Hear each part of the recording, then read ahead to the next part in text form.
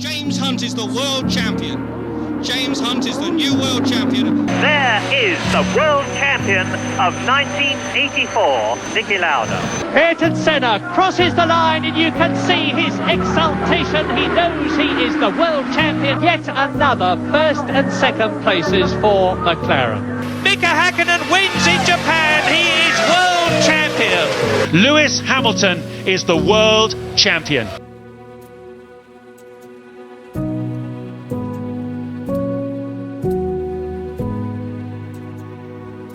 To many, the name McLaren means F1. It means racing, it means history. But to Amanda McLaren, it has a much more personal meaning. The only child of Bruce McLaren, Amanda lost her father when she was just 4 years old, but over time would come to appreciate the incredible mark he left on the world. Now a trustee of the Bruce McLaren Trust, Amanda is able to celebrate all of her father's achievements, and it was truly an honour to speak with her. I hope you enjoy.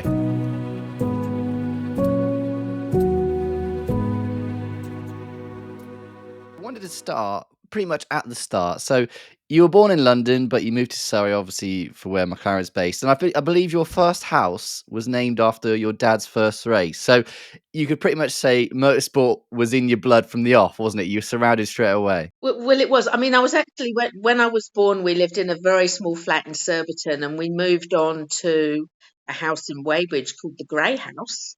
And while we were living in the Grey House, Mum and Dad built the house that was called Muriwai, being the beach a little north of Auckland in New Zealand, where Dad had his first race in the little Ulster Austin, which is now part of the McLaren Heritage Collection in Woking.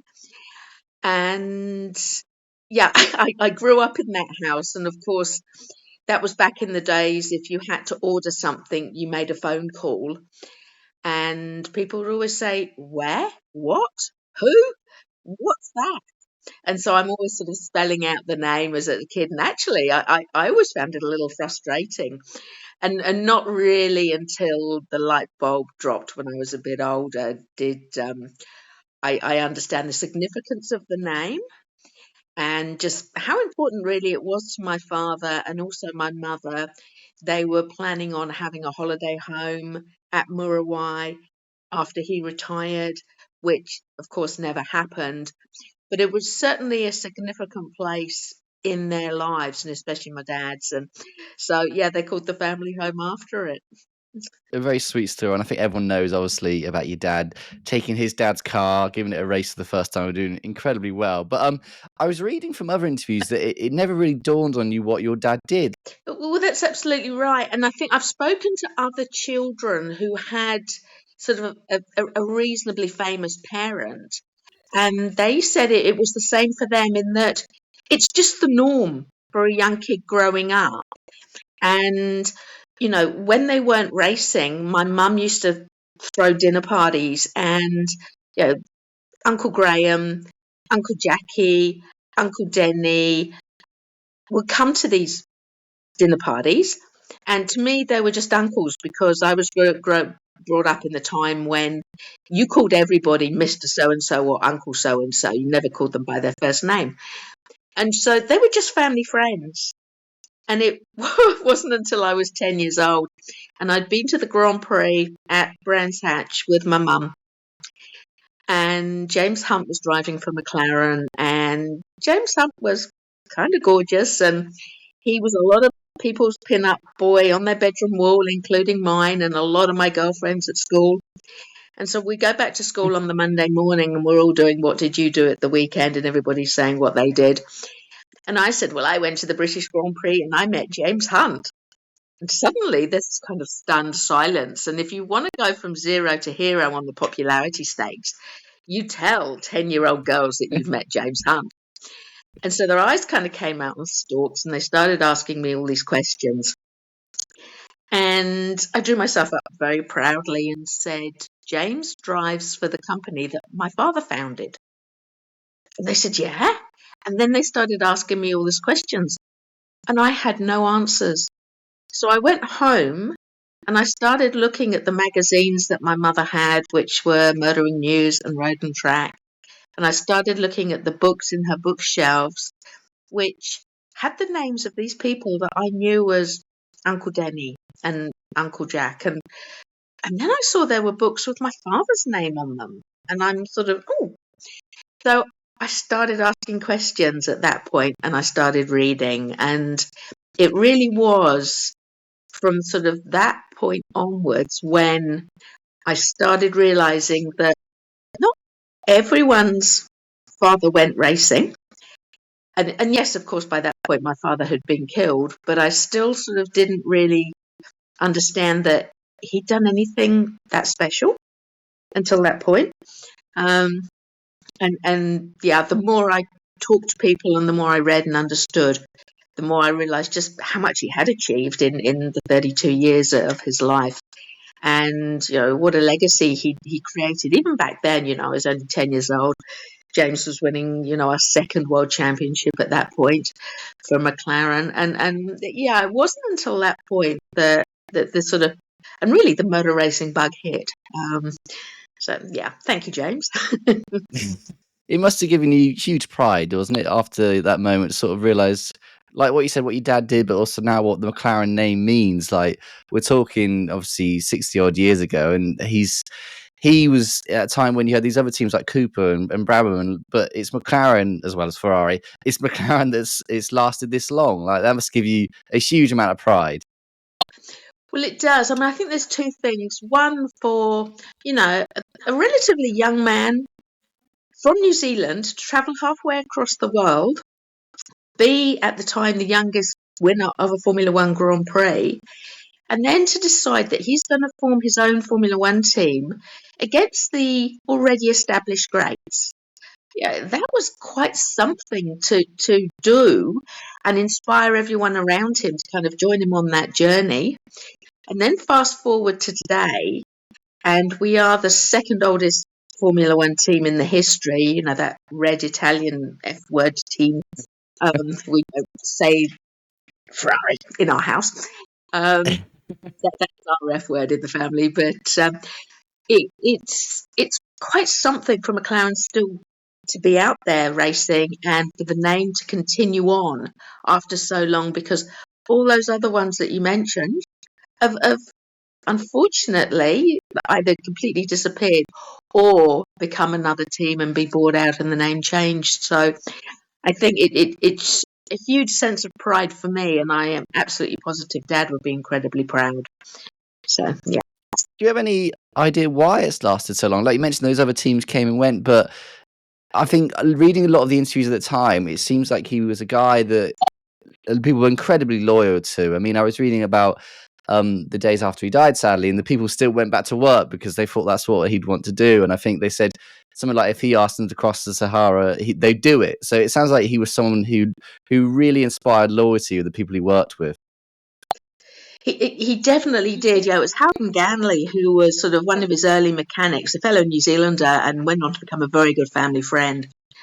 He said, if Bruce said, right, guys, we're going out to the desert and we're going to build a brick wall, they would have just followed him without question. And there was something about his personality. He had this innate leadership ability. And I think he did inspire everybody. They all went into the factory the second day after he'd been killed, despite being told not to, because, yeah, it was what Bruce would have expected. He wanted to build cars and win races. And I think that loyalty and that passion continued on. And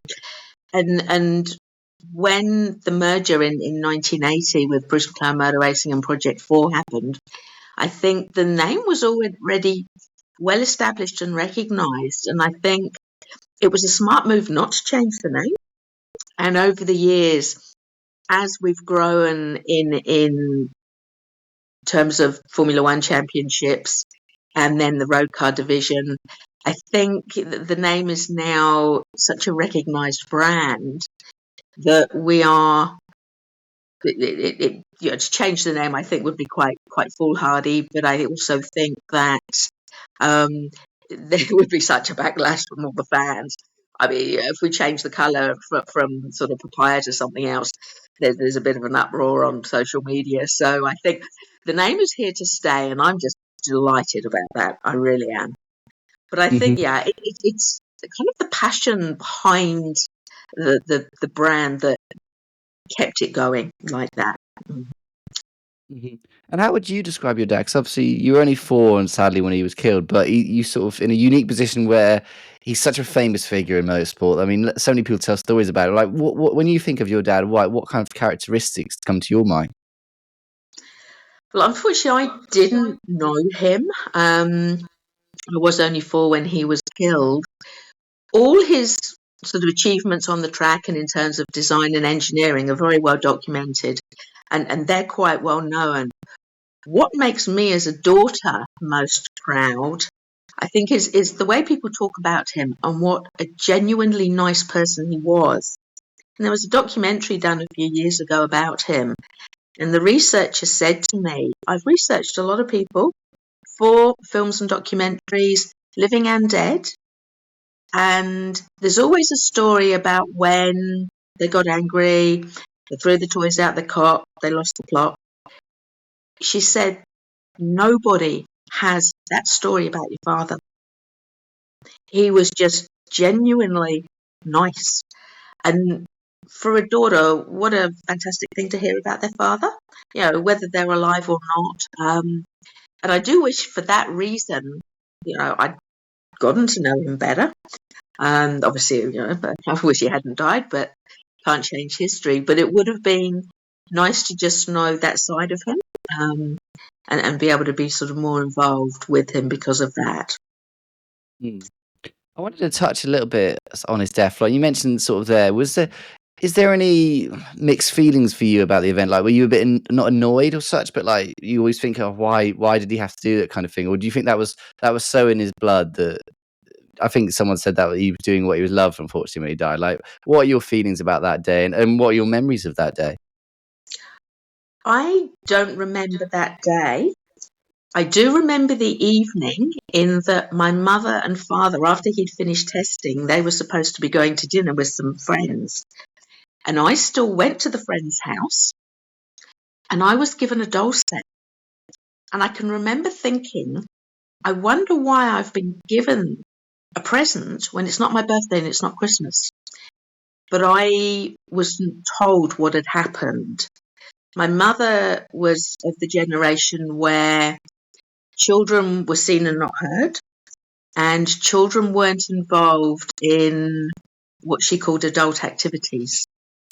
And so I was never part of the dinner parties. I was never part of the adult conversations. I didn't go to the funeral. I didn't go to the memorial service. So because Dad was so often not at home, I didn't realise consciously that anything was wrong. But I believe I was obviously on some level aware of my mother's trauma in that she was carrying a child at the time. She lost that. She miscarried and she lost my father. And a year later, I was diagnosed as a type 1 diabetic, which as an autoimmune disease in a child has been linked to grief and trauma. So I was obviously having my own little battle, but I wasn't really consciously aware of it. But my mother, subsequently, when she talked about it with me, and I was much, much older, she said, I lost a year of my life. I was distraught. Things had really changed for her, the lifestyle she'd had. But she said, I went back to motor racing. All my girlfriends were motor racing, wives and girlfriends. I love racing. And your father loved racing, and he died doing what he loved. So she was never bitter about it. I mean, she was obviously very sad, but she never blamed him or the car or racing. And she was McLaren's number one fan, really, until the day she died, a huge supporter of both the racing team and subsequently of McLaren Automotive and the road cars. Because of Dad's passion for building a road car, she saw the connection. And so I didn't grow up not liking motor racing. I did grow up, and if I'm honest, I still am, more of a four-legged person. I love animals, and I've always ridden. I have a horse, but I still really enjoy watching the McLaren cars on track. And also, I've been so fortunate to drive a lot of the McLaren automotive cars, and they're absolutely fantastic. So, yeah, despite what happened to Dad, we were still very much a sort of motor racing supporting family, which may sound strange to some people, but yeah, that's the way it was. And I'm very pleased it was like that. Yeah, and do you think that helped with the grieving? Because obviously, not just you, but the people around you, like having racing to focus on was probably quite a good, not distraction, but an outlet. Definitely, like saying, okay, I know they raced and won like a week after his death. Like, was that a good? Do you think that was people's way of saying, okay, we're going to grieve with it in our own way. We're going to do it by racing and winning. Absolutely. I mean, yeah, people work through grief in very, very different ways. They could have sat around and wrung their hands and said, "Oh, woe is us," and not rebuilt that Can-Am car and given it to Dan to race. But that wouldn't have kind of motivated anybody to do anything and keep going. And I think the fact that they all pulled together, that teamwork, the camaraderie, and getting another car made, and then being successful that year in Can-Am, and then subsequently in Indy, and then the Formula One Championship, I think really just motivated the team to keep going. And Mum called them her boys, and she did until the day she died. You know, Lando and the drivers were her boys. And so I think it gave them an outlet. It gave them something to concentrate on, as well as the grieving. It's obviously still very painful for a lot of them because they talk about it today. And you've got grown men in their 80s, most of them now, and they're brought to tears by talking about that day in 1970. So it's obviously still very painful because I think Bruce had such an effect on them. But it was, I think, having something really concrete and positive to focus on and to do was very healing for most of them, definitely. Mm-hmm. I wanted to touch on your career because obviously it's quite different for racing. You obviously went into nursing. You went back to New Zealand to study nursing, and I think you had a little bit of a study in the UK as well. What made you choose to go into the nursing? It's a really good question, and it's something I've sort of pondered on a lot. With my diabetes, I had a period of being very unstable. My liver would dump its stores of glycogen into my bloodstream. I'd be very, very unwell as a result of that. And I spent a lot of time in hospital. And there was also a program on the UK TV at the time in the 70s called Angels. And it was about a group of student nurses doing the hospital training. And I went to an all-girls school, and when I was about 15, we went to a careers advice day, and I was given a couple of options. For the very bright ones who were going to get 10 O levels and 4 A levels in the STEM subjects, except for engineering, because that wasn't so science and mathematics, really. Engineering wasn't a word I heard until I was sort of about 30. But I hadn't concentrated enough in chemistry and physics. I love them now. I'm really, really interested in physics, especially as a result of my nursing career, and I'll come on to that. But I wasn't going to get the O levels and the A levels to be a doctor or a vet, and I would have loved to have been a vet. And with time again, I probably would have concentrated more, and that would have been my career. They said you could be a teacher, but at that point, even at the age of 15, I wasn't really a child-friendly woman, and I've never been a child-friendly woman. Give me a baby animal, and you'll be lucky if I give it back to you. Give me a baby human, and it's quite unlikely that I'll take it from you in the first place because it senses my kind of level of love for it, and it cries, and I have to give it back. I've just never been maternal, and that's something I've been able to choose not to have a child, and here I am. 10 adopted, 10 step grandchildren, but that wasn't my doing. But so I wasn't going to be a teacher.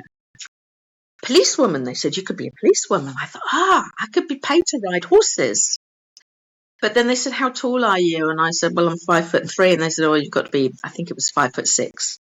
And so that wasn't going to happen at that time too. Police woman. So that one got canned. So the other option really was to be a nurse. Because back in those days, those were the subjects, those were the careers that girls did. And so I chose nursing. And I started my training at Guy's Hospital in London in 1985. And unfortunately, 2 years into my training, I got kicked by a horse and had a complete knee rupture. The only thing holding the thing together was some skin, and luckily a few blood vessels were still intact, and the whole thing did 180 degrees in every direction on the operating table. And after the surgery to fix it, I got an infection in the joint. The whole thing locked solid. It was horrible. And so I came out to New Zealand with my mum and stepdad, who were coming out here just on a family holiday, and thought, it's quite nice. After the 6 weeks holiday, I decided to stay for 6 months, and that became 6 years.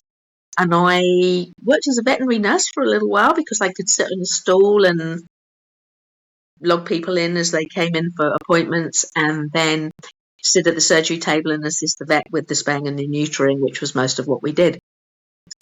And then my knee improved to the extent where I decided I was going back to human nursing as opposed to veterinary nursing, and I had to retrain completely.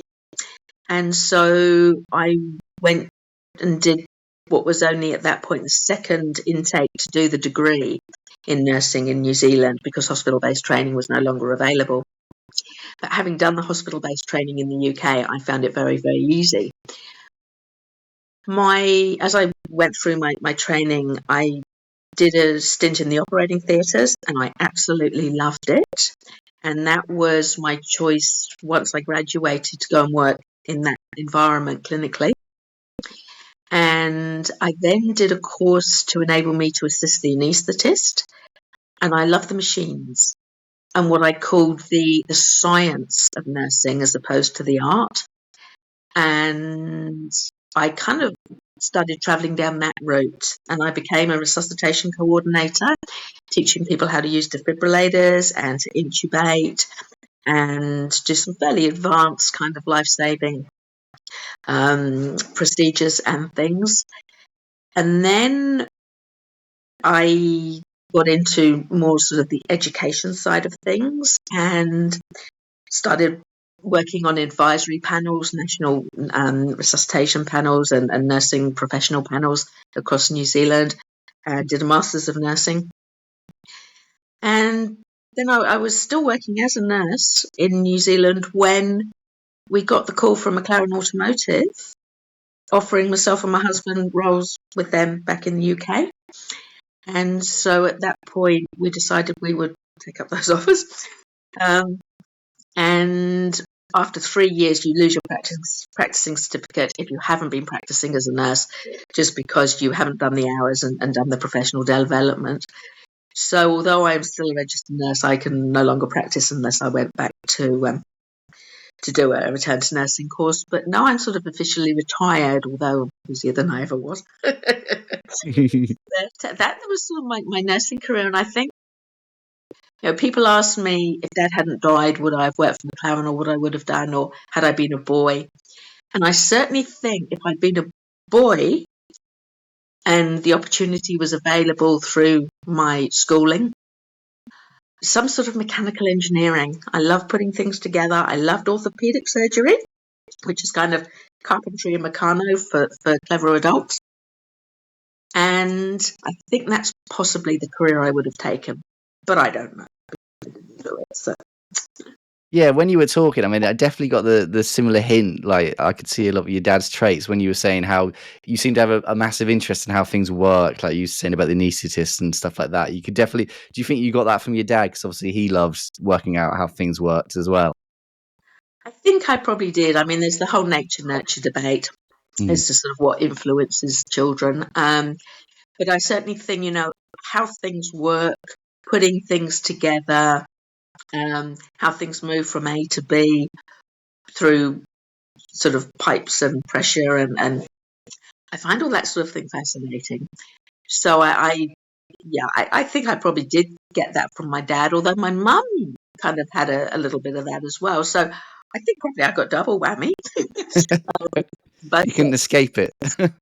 and it's certainly something that still fascinates me today. And cars today, especially Grand Prix cars and high performance road cars, are computers on wheels, and my understanding of IT is very basic.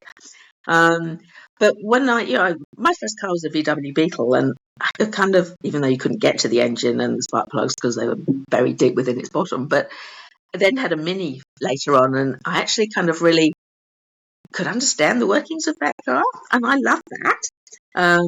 Now that little engine works and the little pistons go up and down, and today it's quite different. I haven't a clue. But I think I definitely inherited that from Dad and possibly Mum as well. So yeah. You were doing your nurse career, so obviously you were very, very busy. What was your relationship with the team like at the time? Because you returned in 2014, but what was that gap like? Did you have any contact with them? Were you keeping an eye out for their results, or was it you're just so busy, focused on your own life that it sort of fades into the background? Well, it's interesting. I mean, when I was in England, I always followed them very closely. When I first came over to New Zealand, we didn't have Sky TV over here, and Formula One wasn't on the TV. So I'd kind of catch up a couple of days later in the newspaper, and it wasn't the same thing. So I really kind of lost contact for a little while. And then, and I saw it in the newspaper that McLaren had formed a automotive company and were going to build something called the MP412C, which was a huge mouthful. I'm thinking, what on earth? And even when I discovered why they named it that, it was still mind-bogglingly sort of complicated, and just the 12C name's much better. But I learnt all about that through the newspapers, and it wasn't my husband and I. We go back to the UK on holiday, sort of usually about every other year. My husband's very much into his cars and his racing as well. And we'd always go back around the time of the British Grand Prix and the Goodwood Festival of Speed. And so we'd gone back, and it was 2013, and it was the first time McLaren Automotive had a proper stand at the Goodwood Festival of Speed. But up until then, whenever I'd been back in the UK, or subsequently my husband and I had been back in the UK, we'd always gone back to MTC as guests of racing. And even at that time at Goodwood, we were guests of racing, but we went across to meet the people at Automotive. But when Automotive was first formed, it was very much ring-fenced in terms of being a separate company and completely separate funding and financing, in that if it didn't work, it wasn't going to affect the Formula One team. And it was quite funny because when I first started working at McLaren Automotive, my then boss, who wasn't the CEO, it wasn't Mike Blurt, but my then boss actually said to me, "You're not allowed to talk to anyone at racing, and you're not allowed to talk about racing." And when I was interviewed, it made things really, really awkward because, of course, people would ask me. And it was quite difficult for a little while. And, of course, all our friends at racing, who I'd known kind of socially prior to that, from meeting them at various things, would say, "Hi, Amanda," and I'm like, "Never get into trouble," which I think people afterwards was a bit hysterical, but I was trying to kind of, because it was an interesting one. I was there, my husband and I were there because we were Bruce's daughter and son-in-law. But I also said to them, I don't expect to be treated any differently. Now, they did, bless their cotton socks. Some of them were just absolutely lovely, and the head of security on my little security pass had the little picture of me in my dad's M6 GT when I was 4 years old. Yeah, everyone else got their picture taken, their kind of passport photo picture, and I had that, and I had an all-access swipe on my, which again the head of HR at the time was not best pleased about. But they looked after me like that, which was fantastic. But I still kind of had to be a bit careful and not tread on too many toes. And I hate people who sort of say, "Don't you know who I am?" and use that as a way to get something or get somewhere. And I don't do that. And so a lot of doors have been open for me over the years, but they've been open for me. I don't tend to ask for people to open them. And so that was quite interesting for a little while, but it did mean we're in the UK and we've got Sky TV and we can actually watch the races. And we did go to some and really get engaged back with it. The downside was, at that point, the team was actually not doing particularly well, and it was really kind of gut-wrenching. So at least we had, one of, to me, debatable, the second best supercar on the planet, F1 being the first one, P1 being the second. I mean, that car, F1 broke ground, rewrote the rule book, P1 did the same thing.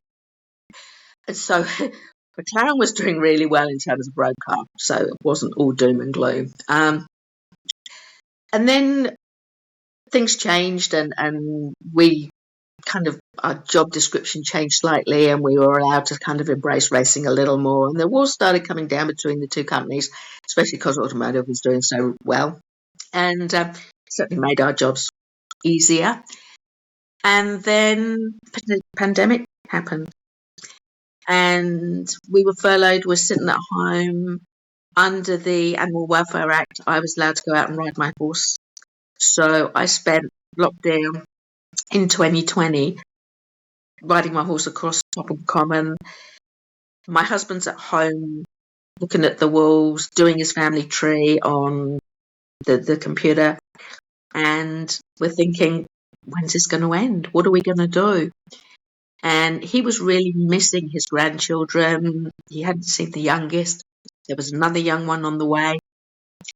And so we decided at that point we would retire. In that my stepfather had died. He was our last reason to stay in the UK apart from our jobs. And not knowing what our jobs were going to hold in the future, if and when we'd be able to go back to them, we made the decision to come back to New Zealand. We've since, we get Sky TV here now, thank goodness. We can watch the races and the Indy Series and the Formula E and everything else that goes on. And we've been guests of McLaren at various things over the last couple of years since we've been back here, especially last year with the 60th anniversary of the race team. And so we can now kind of pick and choose what we do, which is lovely. But we're as I said before, we're still very busy in terms of doing that and supporting the team, and also now running the Bruce McLaren Trust, which has taken up a huge amount of our time as well. So, yeah.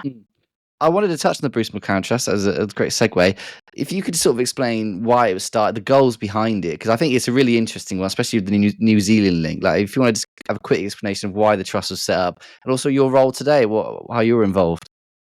Okay, well, the trust was actually set up by my aunt back in the late 90s, and she had some help from some very good friends of kind of mum and dad's, prominent New Zealanders who had that link with motor racing. And the original aims and objectives were to sort of perpetuate the legacy of my father. And over the time that the trust kind of grew, and I was a trustee for a short time during that period. But I have to say, some of the aims and objectives and what was going on didn't sit quietly with me. And I actually resigned as a trustee, and it was just at the time that I was going to the UK. And I really just didn't want to try to be a trustee from the UK and be involved with what was going on over here. So we kind of stepped away from that. And then towards the end of sort of the late 2017, 18, 19, the trust kind of became a wee bit dormant. And then during the pandemic, obviously nothing happened. My husband and I came back to New Zealand at the end of 2021, and we had to go something called MIQ, which was managed something quarantine. We sat in a hotel room for 2 weeks in quarantine, sort of twiddling our thumbs. And I'm like, I'm going to write a proposal to the trustees because some of them have been talking about kind of retiring or handing over the trust or me finding some new trustees. So I wrote a proposal with a whole new set of aims and objectives and what we would do. And I have to say, I was actually quite surprised when they agreed that they would step down and hand over to myself. And at that point, 2 others, and subsequently now my husband's come on board as well. But we've changed the aims and objectives slightly in that it become really a sort of repository for all things New Zealand motor racing, and also there was things about rallying and bikes, and it had become very much a sort of New Zealand sort of collector and curator of everything on wheels. And so we've pared it right back to just about Dad and Denny Holm, Howden Ganley, and Chris Amon, really the people that he worked very closely with at that time, who were also New Zealanders. And we have set up 2 scholarships, or he didn't actually set them up, but we're still working on one. So one is for an engineering scholar to go to McLaren Automotive, and that was in existence before we took over as trustees. But what we've said is the trust would pay for that; they would sponsor it. In the meantime, Racing saw what was happening with the scholar from the Auckland University and how beneficial it had been, and they offered a similar scholarship. So there's now 2, and the trust is supporting both of them, and we're paying for half, and the New Zealand UK Link Foundation is paying the other half. What we've also said is that we will sponsor a young driver and do a scholarship for them. We are not sure who or what or how that's going to look like. We're working on that at the moment, but we will give some money to a young New Zealand driver to do something to help their career. And the reason we decided to do that was, Dad formed his career on the basis of winning that Driver to Europe scholarship. So we can't fund somebody to Europe to race in a Formula 1 team. That doesn't quite happen anymore. But giving them some sort of help. And that one of the things we're doing. The other thing we said we would do, which has been a huge piece of work, and my husband's done 90% of it, is to itemise, photograph and catalogue every item in our collection, which is huge. And I've added a huge amount more to it in that everything I had, I've donated to the trust. And so there's a lot of new items that we've put in there. They were on display at Hampton Downs, which is one of the new tracks in New Zealand, and the trust had bought one of the industrial units there. And it's a nice big space, but it's not temperature controlled or humidity controlled, and it's not really the ideal place to display items on an ongoing basis in terms of preservation. So we've been working very closely with the museum director, and we were also offered the space on the ground floor of what is the original garage where Dad was brought up, where he met Jack Brabham, where he worked on that little Ulster, where he and Pop, my grandfather, his father, used to work on all the cars, and where he started his racing career. And that's been bought by a third party. It's in private ownership, but they have offered the trust the ground floor. So because New Zealand's on the San Andreas Fault, or the continuation of it down through the Pacific Rim, everything has to be seismically strengthened before we can turn it into sort of a public building. And I say we, the owner, but the trust can't do what it wants to do until all that work's been done. But we are working very closely with the owner, who's managing that side of things. So it's going to be quite exciting when we do move in there. There's also a lot of exciting work going on with Auckland University, and unfortunately I'm not allowed to talk about that because it's embargoed at the moment. But again, just more things to kind of preserve the legacy, and also make the links with today and the current McLaren team and automotive, and lots of exciting things.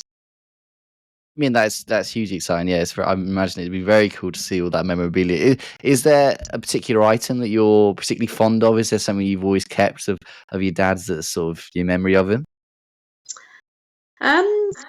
Good question. I think one of the things I'm very proud that he got was the Seagrove Trophy, um, for his contribution to technology in land, sea, and air, and to beat everybody else and to be awarded that. And the big statue is on display at the RAC rooms in London. It stays there. It's a perpetual thing.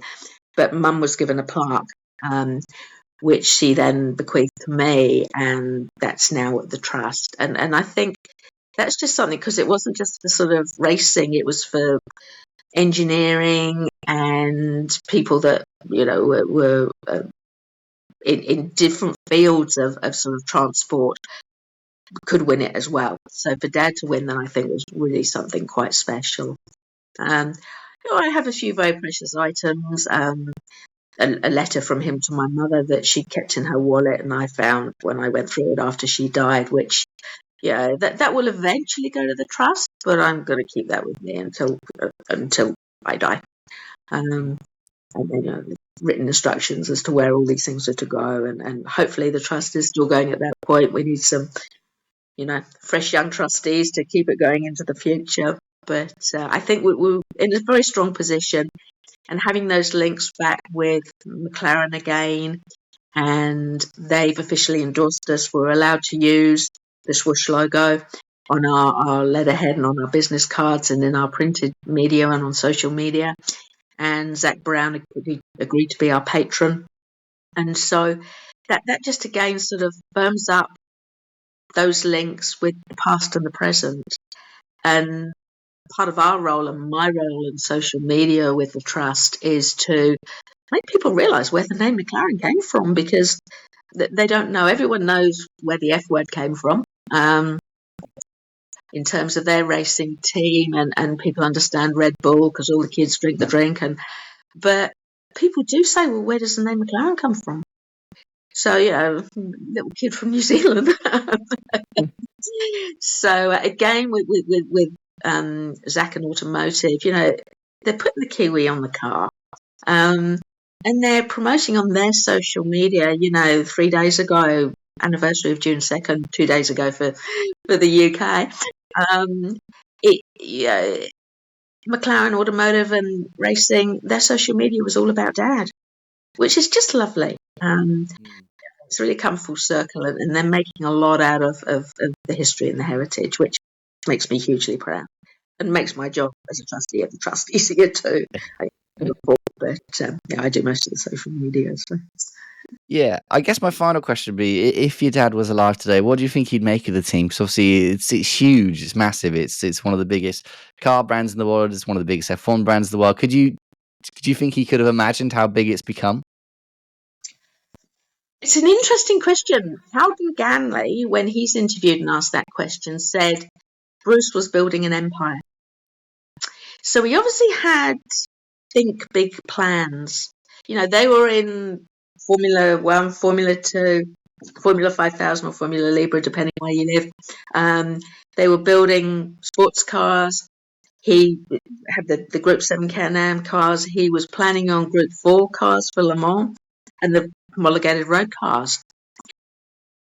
I think he'd look at the technology of the cars today and think, wow, but he'd love it. He experimented with malite from the aerospace industry in terms of a much lighter material to build the cars with, but stiffer and structurally better for a race car. So he'd get the carbon fibre and the composites and the things they're using today. He'd certainly, I think, be intrigued by the fact that you no longer had a clutch and something to change gears with. He just kind of relied on the electronics, and it's all quite amazing. But I think he would be so proud. And that's why I'm still so passionate about the brand and what it is they're doing and the passion with which they do it. And the fact that you now go into the McLaren Technology Centre and there are pictures of Dad up on the wall in the race bays and in their design studios. And they still kind of carry that fire and that enthusiasm. And I think that harks back to a previous question about why they kept going and why they're second only to Ferrari, which has just got such a huge history and go back so much further. But I think Dad would just be hugely honoured and proud that his name does carry on. And yeah, he'd walk around the McLaren Technology Centre, but then he's right. Yeah, I want to go drive one of these cars and see what you guys are.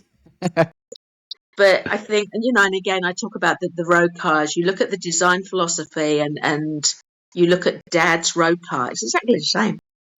Just with today's materials and abilities. But, the basics don't change. You want a car to pierce the air and go through quickly. You don't build a brick. You build something with a pointy nose that's going to split the air, and then you deal with the air as it goes over. And Dad got that sorted. He did nostrils, he did wings. P1 used the same nostrils. He'd look at the car and he'd think, "Oh, I recognise those off one of my own race cars." He'd love it. He really would love it. I mean, a huge thanks once again. That's been an absolutely fascinating chat for me, and I'm sure for our listeners. So thanks again, Amanda, for giving up a portion of your evening to have a chat with us. Really appreciate your time. Thank you so much.